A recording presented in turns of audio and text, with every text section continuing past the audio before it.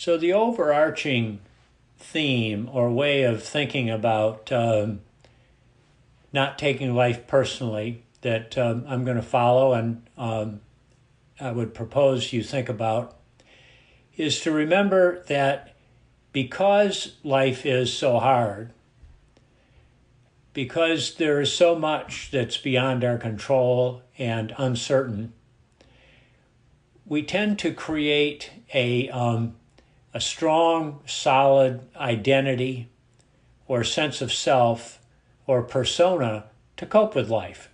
It's a perfectly reasonable thing to do. As time goes by and we discover that we are increasingly attached to this identity or persona that we've created, we discover that the greater the attachment, the more vulnerable we are. The more vulnerable we are to discontent, unhappiness, loneliness, suffering.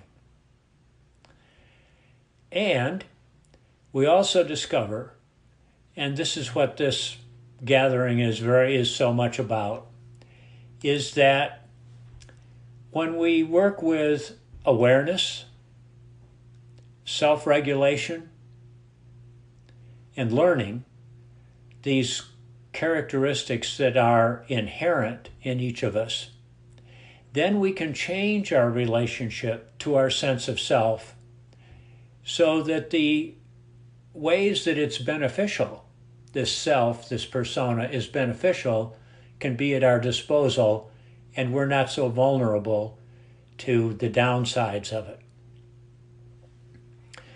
So let's take a moment and just do a little reflection here. This isn't a full meditation, but I'll just ask you to recall some personal experience. And that's an experience that when you were upset or unhappy,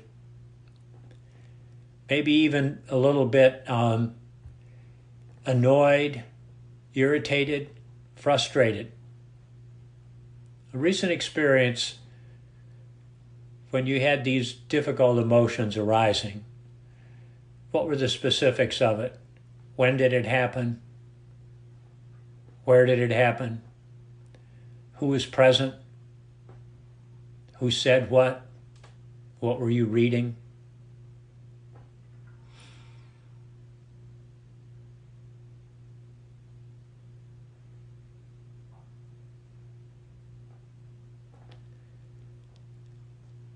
And so now consider what thought or belief you hold about yourself, about your identity, your story, that was offended, that resulted in your being upset, annoyed, irritated. What belief about yourself, what part of your story?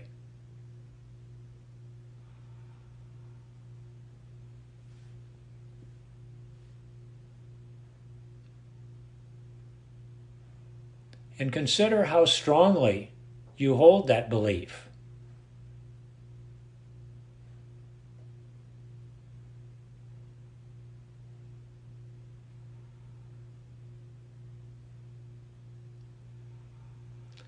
So just setting aside the results of this reflection for a moment, I'll make a couple more comments.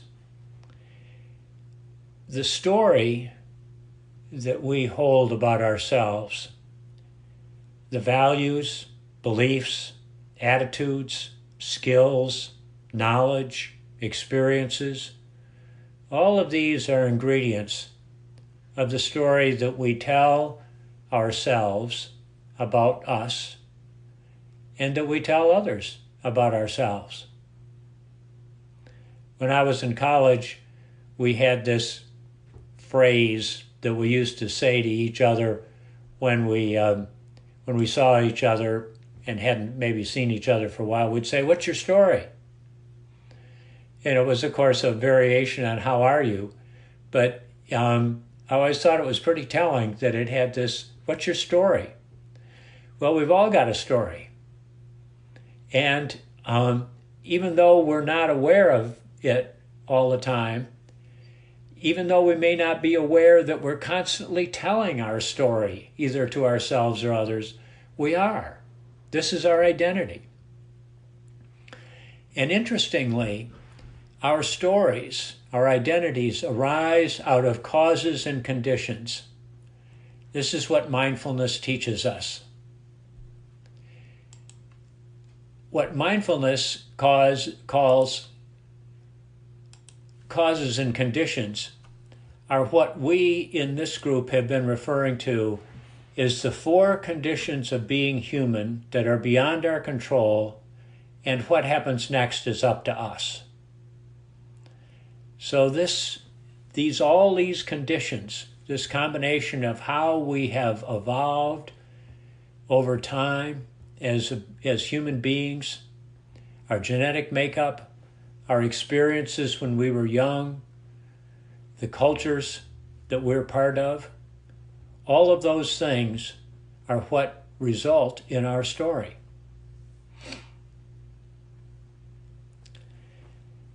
And when we are experiencing the specifics of daily life as personal, perhaps even as an attack on who I am, that inevitably leads to some degree of discontent.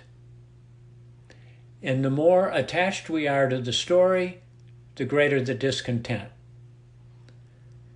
And you'll remember that attachment arises from some combination of craving, fear, and ignorance. Craving in the sense of we want that which perhaps we cannot have. I'm not likely to live forever. However much as a golfer I wanted to play golf like Tiger Woods, not going to happen. Or we crave that which doesn't end up providing lasting satisfaction. Oh, that next piece of cake would be really good. Oh, if only I could get a little bit bigger house. If I buy that new car that's so much faster, I'll really be happy. Perhaps not. Or getting caught in fear. Fear is so often about what ifing. What ifing about what actually won't happen, or if it happens, the likelihood that it won't be as bad as we are afraid. Our fear can really consume us. Ignorance, delusion about that which is not real and not true. All of these, craving, fear, delusion, are sources of attachment.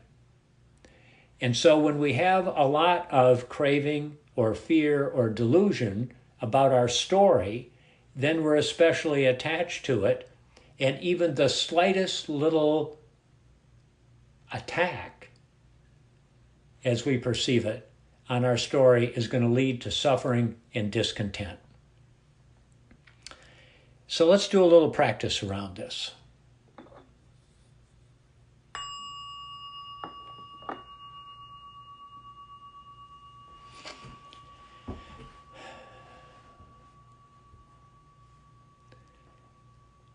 Since we've been in this cognitive intensive mode, we might have a little extra energy or tension in our bodies, and a couple of deep breaths, followed by long, slow out breaths, are a great way of letting go of that extra tension and energy so that we can come into this place in this moment.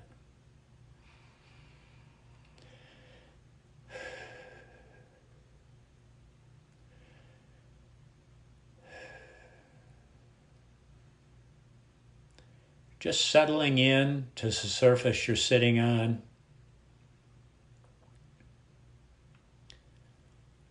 Feeling the sense of support that's there.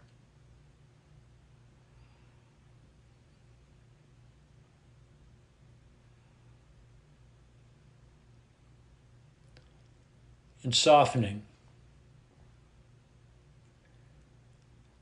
Allowing the muscles in your face and neck and shoulders to soften relax.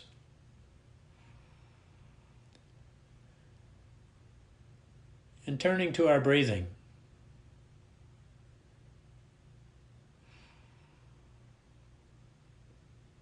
Focusing our attention on first the in-breath and the out-breath.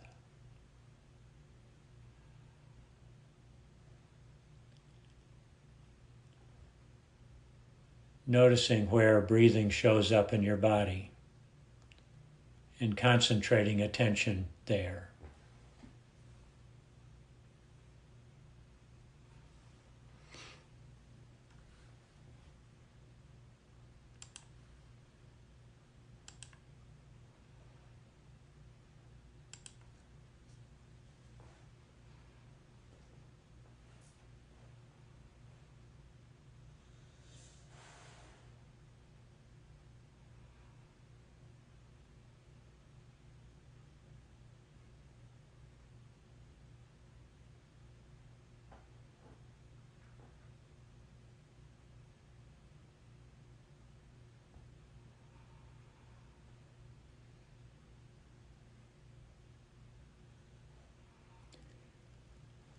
And now recalling an experience that happens fairly often in your life that you typically have a negative reaction to, that you're irritated by, upset by. And again, focusing on the specifics.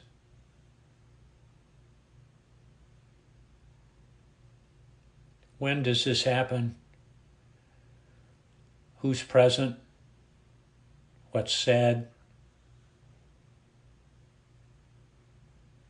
Maybe it's something that you listen to on television or something that you read. Something that somebody in your neighborhood does that's annoying.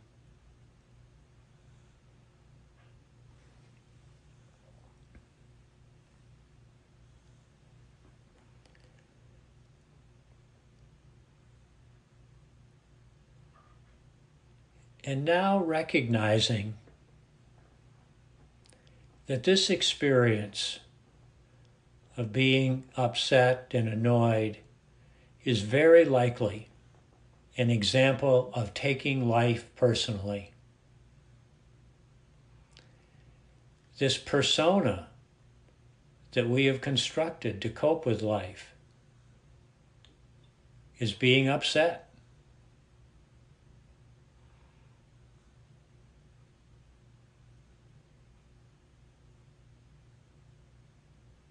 Simply recognizing the possibility that that is what is happening here.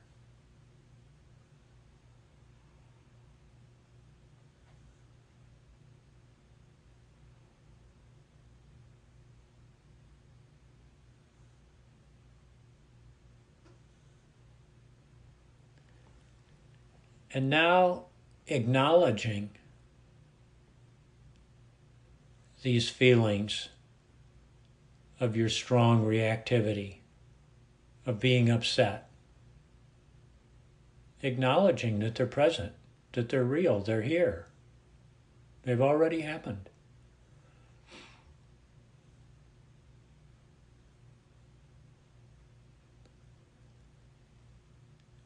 Allowing them to be present.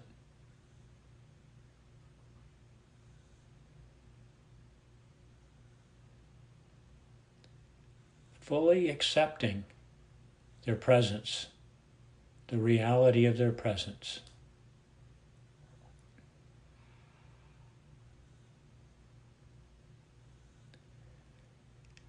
And noticing what bodily sensations, what physical sensations in your body are present right now.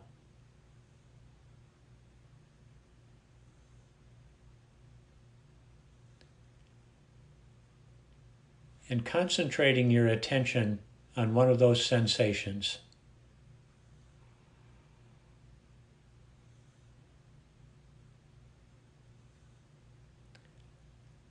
Concentrating so much that the narrative about what was upsetting recedes to the background. Just focusing on the sensation.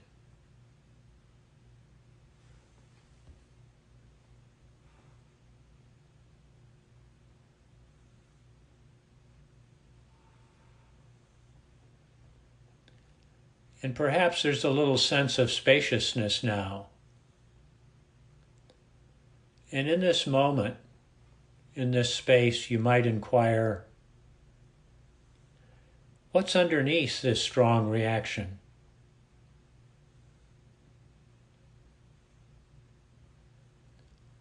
Is there some craving or desire for things to be a particular way? Is there some fear that really bad things will happen?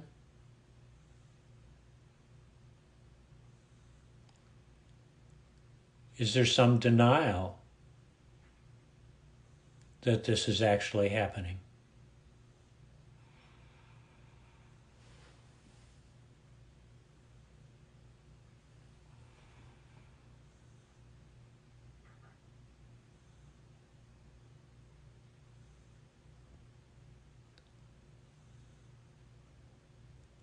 And now taking a moment to offer yourself a little bit of kindness,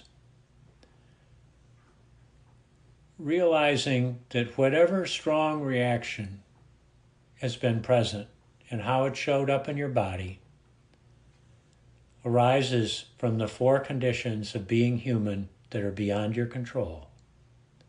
Beyond your control.